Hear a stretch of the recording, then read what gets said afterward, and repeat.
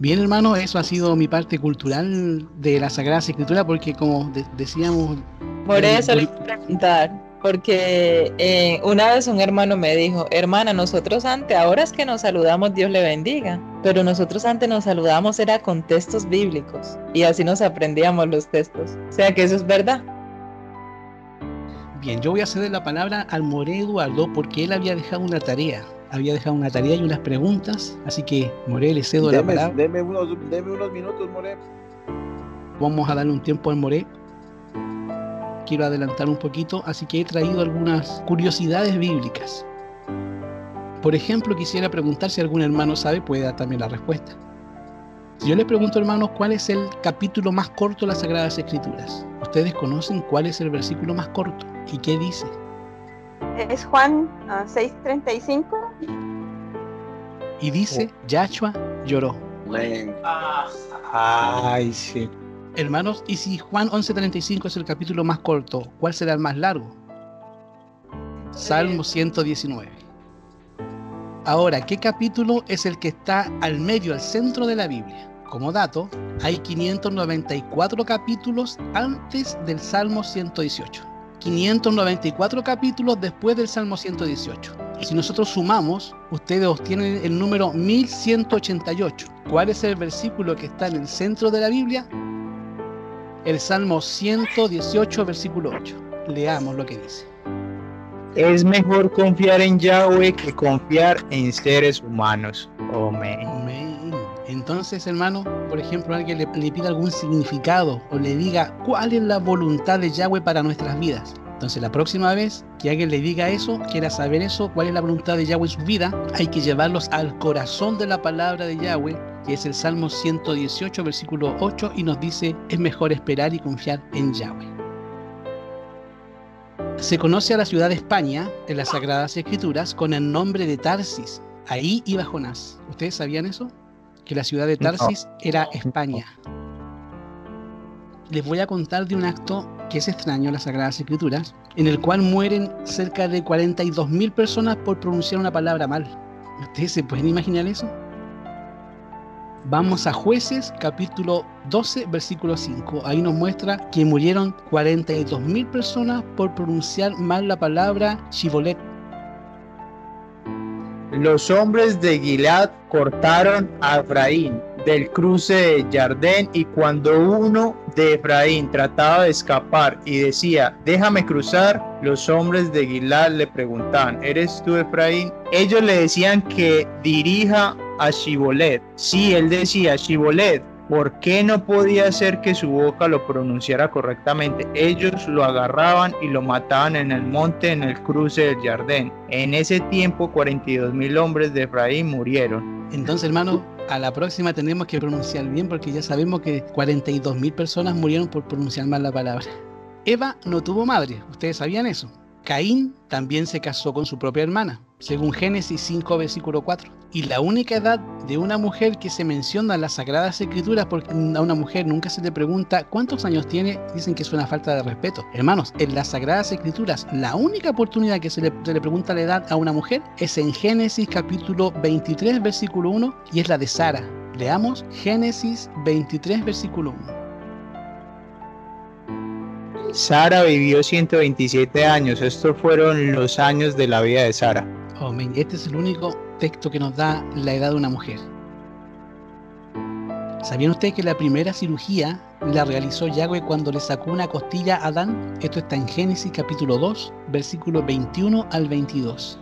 Ahí mismo, en el mismo huerto de Edén, se lleva a cabo la primera sesión espiritista, con medium y todo, cuando Satanás se introduce dentro de una serpiente y esta serpiente se transforma en un medium, también la primera sesión espiritista. Después de la creación del hombre, la primera referencia que se hace al sábado sucede en el desierto Sinaí. Esto es en Éxodo capítulo 16, versículo 23. Leámoslo. Dice, él les dijo, esto es lo que Yahweh ha dicho, mañana es Shabbat Kadosh para Yahweh. Hornen lo que quieran hornear, hiervan lo que quieran hervir, y lo que sobre apártenlo y guárdenlo para mañana. Amén. Dan era la ciudad más ocupada por los israelitas, mientras que Berseba era la que estaba más al sur, y para confirmar los límites se decía de Dan hasta Beerseba. Siempre se daba ese tipo de medida. Hay en la escritura, específicamente en el libro de Ezequiel, capítulo 30, versículo 16, donde Yahweh autoriza la destrucción de una ciudad y luego le dice que no va a ser destruida. Leámoslo, qué contradicción parece. Dice que la va a destruir y después dice que no la va a destruir. Ezequiel capítulo 30, versículo 16. Prenderé fuego a Egipto, Sen se marchitará de angustia, no será destruida. Los enemigos atacarán a Nob a plena luz del día. Amén.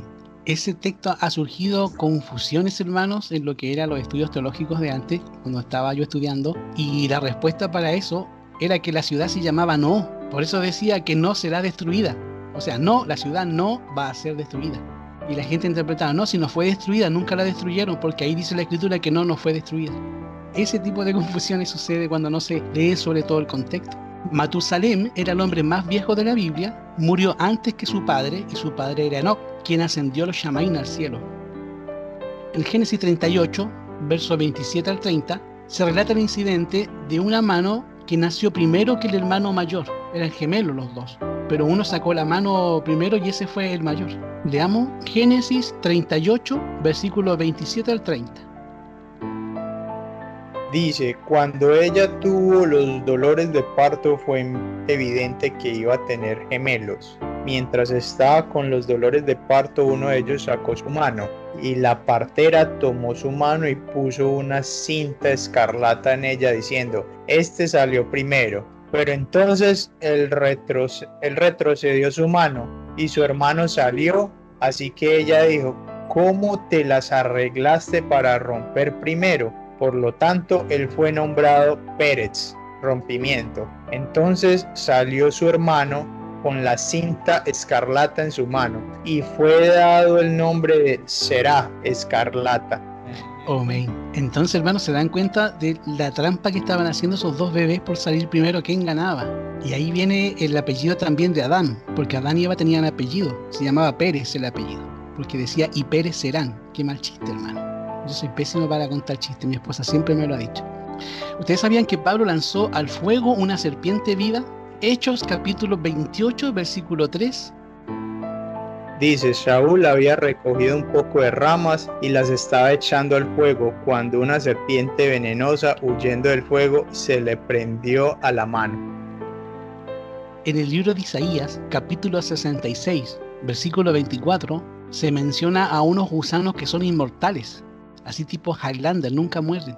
Vamos a Isaías capítulo 66, versículo 24. Dice, mientras salen, mirarán los cadáveres de los hombres que transgredieron contra mí, porque sus gusanos nunca morirán y su fuego nunca será extinguido, mas ellos serán aborrecibles a toda la humanidad. Hermanos, ustedes sabían que Lot era el padre de Moab y Benjamín, pero a la vez también era el abuelo de los dos. Miren, leamos Génesis capítulo 19, versículo 36 al 38. Así que ambas hijas de Lot concibieron de su padre. La mayor dio a luz a un hijo, lo llamó Moab. Él es el padre de Moab hasta este día. La menor también dio a luz a un hijo y ella lo llamó Ben-Amín. Él es el padre del pueblo de Amón hasta este día. Amén. Y para terminar, ¿ustedes sabían que había discriminación en las Sagradas Escrituras y no se permitía que los jorobados ministraran en el templo? Levíticos 21:20. Jorobado enano con cataratas en sus ojos, que tenga llagas superando o ulcerosas o con testículos dañados. Yo no quería dar ese detalle, pero ya el hermano lo aventó y bueno, eso era. Había ahí, no se podía, hasta el día de hoy, tener a leer, por ejemplo, no se permite que tengan esas dolencias. Bien, hermano, eso ha sido mi parte cultural de la Sagrada Escritura, porque como decíamos... Por eso le voy a preguntar, porque una vez un hermano me dijo, hermana, nosotros antes, ahora es que nos saludamos, Dios le bendiga, pero nosotros antes nos saludamos era con textos bíblicos, y así nos aprendíamos los textos. O sea que eso es verdad. Es verdad, hermana. Ha habido una evolución en cuanto a lo que es el cristianismo a nivel mundial. ya no es lo mismo que tú conocías antes en cuanto a lo que era el evangelio. Las mismas iglesias evangélicas, adventistas, bautistas, lo que eran en sus inicios, en sus cultos, en su ordenanza, en su forma de relacionarse los unos con los otros, cambió mucho a esta fecha. Y justamente ahora se cambió por esa palabra que le dicen bendición, que Dios me lo bendiga. Sí, more, todo el mundo es bendición. Ya no dicen ni Dios te bendiga o el Creador te bendiga, sino bendiciones. Bendiciones. También la forma de vestir cambió, muchos se vestían de otras formas y ahora todos se visten iguales. Antiguamente también se decía esta palabra, shalom se decía. Y después se dejó de usar porque la Iglesia Católica levantó una palabra para sacar lo que era la gente que estaba regresando a las raíces hebreas y inventó esta palabra llamada judaizar. Es que esto andan judaizando, y quedó como connotación de algo malo. Un día vamos a analizar esta palabra judaizar y se van a sorprender. Lo mismo que la palabra, es que tú eres homofóbico. Y la palabra homo significa hombre y fóbico viene de fobia, o sea, fobia al hombre. O sea, si yo soy un homosexual y me paro frente al espejo y me pongo a ver y no me gusta lo que veo porque yo quiero ser una mujer y me siento mujer, soy homofóbico porque tengo una fobia a lo que veo, fobia al hombre. Y homosexual es hombre sexual. Todos somos hombres y mujeres somos sexuales. Somos gente con sexo. Hombre, que también incluye a la mujer, sexual. La primera dice, ¿quién dividió la Biblia en el Nuevo y Antiguo Testamento? Fue la primera pregunta. Bueno, pues la respuesta se llama Marción de Sinopo. Está en el año 85 y en el 161 antes de nuestra era. Fue un escritor teólogo griego que interpretó la Biblia mediante la filosofía helenística dualística entre los dos seres, uno bueno y otro malo. Y aquí yo le puse una nota. Unos dicen que fue Tertuliano más que Marción y luego lo declaró la Iglesia Católica. La pregunta número 2 dice, ¿quiénes fueron los 3 emisarios judíos que dieron autoridad sobre la edificación del mensaje de Pablo? Está en Gálatas, capítulo 2, 2:9. Si alguien lo puede leer. Dice, así que habiendo percibido la misericordia que se me había dado, Jacob, Kefa y Johanán, los pilares reconocidos de la asamblea, extendieron a Barnabá y a mí la diestra de la confraternidad para que pudieran ir a los gentiles y ellos a los circuncisos. Entonces ahí tenemos los 3 pilares que eran judíos y no eran cristianos ni eran católicos. ¿Okay? Luego tenemos la pregunta número 3. ¿Cuáles epístolas se leían en el primer siglo, en el tiempo de Yahshua? Entonces, ¿cuál era el primero? Eran primero las epístolas judías y luego las paulatinas o las paulinas. Eso lo podemos ver en Santiago, todo el capítulo de Santiago lo pueden leer, y también en Efesios capítulo 2:20. Luego tenemos Abraham obedeció mandamientos, preceptos y estatutos, y bueno, eso lo tenemos en Génesis capítulo 26 versículo 5, y también lo tenemos clarificado en Mateo 7:24, y ponemos unas ayudas que pueden hacer en Éxodo 15:26, Levíticos 18:5, Isaías 29:13, Mateo 15 del 8 y 9. Lo interesante de este texto es que Abraham no era judío. Sus hijos, Ismael, viene toda la tribu de los árabes. Y de ahí vienen todas las sectas islámicas también, y vienen los sunitas y los chiitas. Y de Isaac viene todo el pueblo de Israel, la descendencia. Pero ahí Moreno estaba contando que Abraham ya guardaba preceptos y estatutos que guarda el pueblo de Yahweh hasta el día de hoy. Entonces, cuando nos dicen, no es que esas cosas eran para los judíos, momento, Abraham, antes de que nacieran los judíos, ya guardaba preceptos y estatutos. Oh, amén. La quinta pregunta es, ¿cuál es la diferencia de los 10 mandamientos de Yahweh y las de Moisés? Una está en Deuteronomio 31:25, está dentro del arca, y el 2 está afuera del arca. Esa es por medio de Moisés, que está Juan 1:6-17.